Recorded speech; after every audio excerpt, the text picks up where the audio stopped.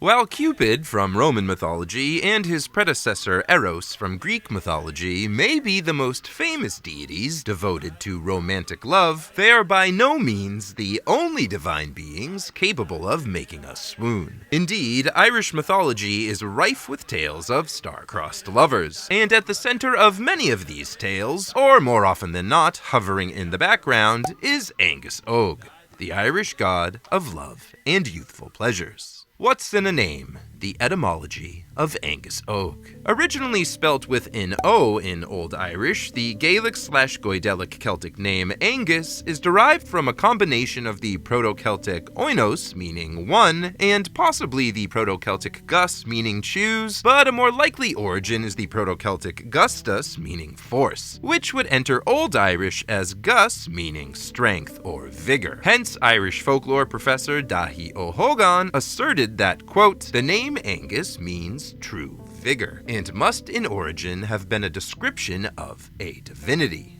End quote. As for the Og epithet, linguists are in agreement that it means young by way of the Old Irish Og. And this leads us to Aengus Og's pseudonym, Mac Ind Og, which could mean something like the son of youth, but given the, quote, curious grammar, O'Hogan suspects that the original form of the name was actually In Mac Og or Macan Og, meaning the young boy or young son. Now, there is a mythical explanation for how Aengus earned that youthful appellation, which we'll get to in a bit. But first, I'd be remiss not to mention that the Gaelic/Goidelic Celtic figure Aengus, aka Macan Og of Irish mythology fame, has a potential cognate in the Brythonic/Brittonic Celtic figure Mabon ap Modron of Welsh mythology fame, who in turn would inspire multiple figures of Arthurian legend fame, including Mabon a young handsome knight who guards the Garden of Joy, and Mabuz, an enchanter and the original ruler of Belforêt, i.e. the Belforêt or Beautiful Forest. And both Aengus and Mabon have another potential cognate in the Gaulish, Celtic, and Romano-British figure Mapanos of altar inscription fame. And said altars sometimes conflated Mapanos with the Greco-Roman god Apollo, namesake of the mythical tree-filled garden of Apollo, protector of the young, and the most beautiful of the 12 Olympians. Let's get physical. What does Aengus Og look like? In modern-ish interpretations of Aengus Og, he is renowned for his beautiful and youthful physical appearance. Look no further than Scottish folklorist Donald Alexander Mackenzie's 1917 description of the deity. Quote, he was clad in raiment of shining gold, and from his shoulders hung his royal robe of crimson, which the wind uplifted and spread out in gleaming splendor athwart the sky. Aengus hath come, the young, the fair, the blue-eyed god with golden hair.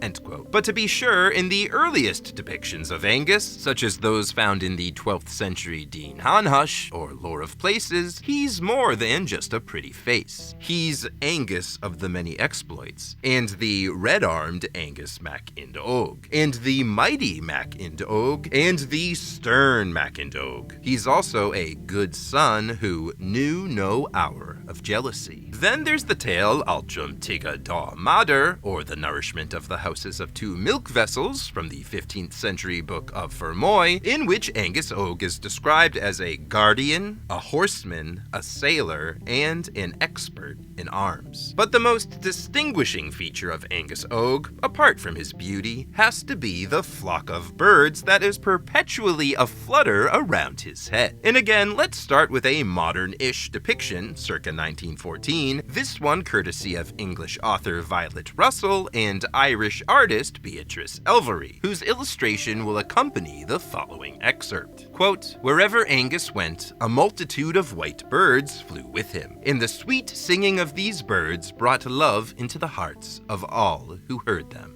End quote. Meanwhile, in the Deen Hanhush, Aengus's birds aren't always so innocent. In one episode, they haunt and lampoon the Irish High King, Carbia Lifcar, for 7 times 50 nights, following him wherever he goes. The text explains the origins of said feathered pests as follows. Quote, now those birds were the Mac Og's 4 kisses. He had shaped them into the form of 4 birds, that they might be girding at the nobles of Erin. End quote. So yeah, Angus's birds are the physical manifestations of his kisses. They're sort of like Cupid's arrows, only more persistent and annoying. But annoying birds aren't the only weapons in Aengus's arsenal. He also has a pair of swords and a pair of spears, which are gifted to him by the Irish sea god Manannán mac Lir. Aengus's swords are named Friach Mór, aka Moraltoch, Great Fury, and Friach Biag, aka Biagaltach, Little Fury, while his spears are the Gai Ruach, aka Gai Darig, Red Javelin or Red Spear, and the Gai Bui, Yellow Spear. Aengus Og would later pass these mythical weapons down to his foster son, Diarmid o Devna, Diarmid of the Love Spot, a warrior of the Fianna. Side note, if you want to learn more about the most wondrous weapons from Irish mythology, there's a video for that. Family Affair. Aengus Og's family tree. Aengus is the son of the Dagda, the Irish god of druidism and father figure of the Tuatha Dé Danann, the Irish gods, and Boann, a water goddess whose name means she of the white cattle. Boann, namesake of the river Boyne, is married to another god, Elkmar of the Brig, when the Dagda begins feeling the warm and fuzzies toward her. So the Dagda does what any reasonable god would do and sends the husband away on an errand that lasts 9 months but feels like one day. In the meantime, Boann and the Dagda get busy, and Boann gives birth to Aengus Og. Boann's husband, Elkmar, is none the wiser. As a result of this unusual time-bending origin, Boann dubs her newborn Makan Og, young son, saying, quote, "Young is the son who was begotten at break of day, and born betwixt it and evening." End quote. As mentioned earlier, Aengus, the young son, eventually becomes a foster father to Diarmid of the Love Spot, and famously aids him and his forbidden love, Grania, during the events of the pursuit of Diarmid and Grania. When Diarmid eventually meets his demise at the hands, or tusks rather, of his stepbrother, who had been turned into a magical boar, Aengus Og places Diarmid's body on a gilded bier, and, by breathing a soul into it, is able to temporarily resurrect his foster son and engage in conversation with him. Aengus Og's ability to resurrect the dead parallels the resurrection powers of his father, the Dagda. With one swing of his giant club, the Lorig Mór, or Great Staff, the Dagda could slay 9 enemies, and with one touch from the handle of that same club,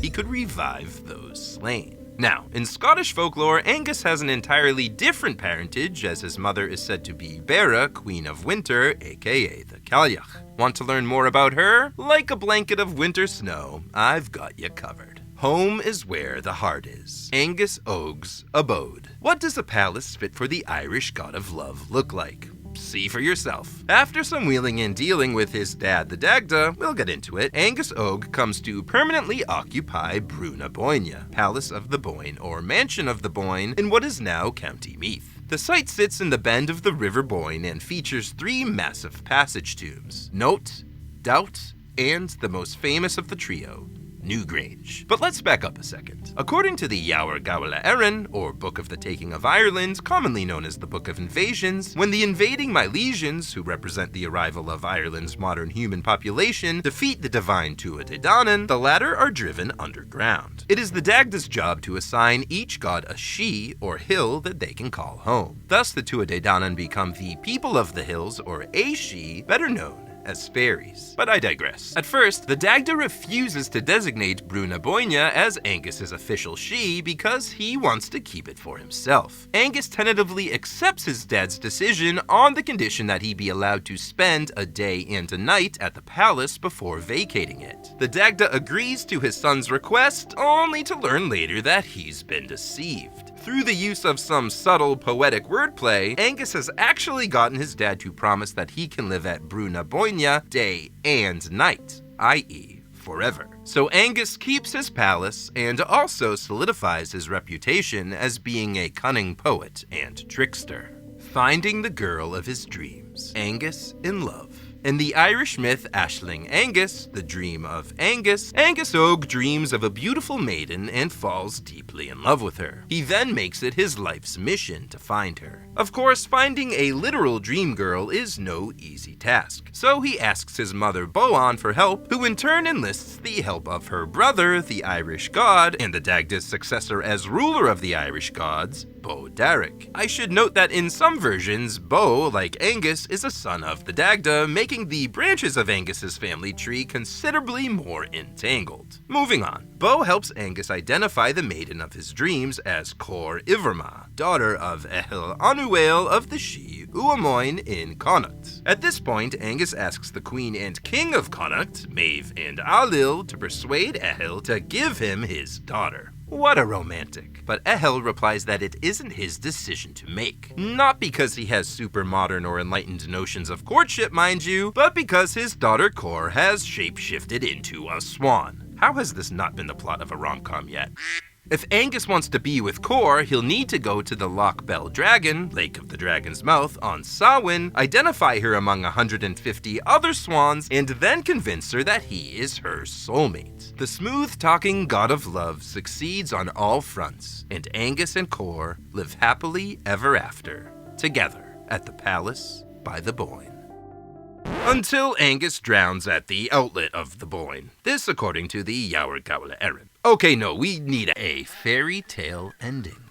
Echoes of Aengus. In Scottish folklore, Aengus has his famous dream about someone else. Bridget, goddess of poetry and fertility, amongst other things. And this dream compels Aengus to leave his otherworldly paradisiacal home, Tir na Nog, to search for her. He is successful, and Bridget and Aengus rule together as the queen and king of summer. And Aengus definitely doesn't grow power hungry and try to become king of the universe, and his mother, the Cailleach, certainly doesn't have to trap him between a bunch of boulders and curse him to an eternity of repeating everything he hears, physical, thus explaining the origin of echoes. Nope, don't even look into it. Let's stick with our happy ending. And if you enjoyed this video, please leave a like, and one of the best things you can do is subscribe. That really helps. I've also got a few books you might be interested in linked below. Might I recommend St. Patrick in Your Pocket? 20 Questions with the Apostle of Ireland. As always, my name is I.E. Kneverday, editor of the Celtic fantasy short story anthology Neon Druid, and creator of IrishMyths.com. Thanks for coming out.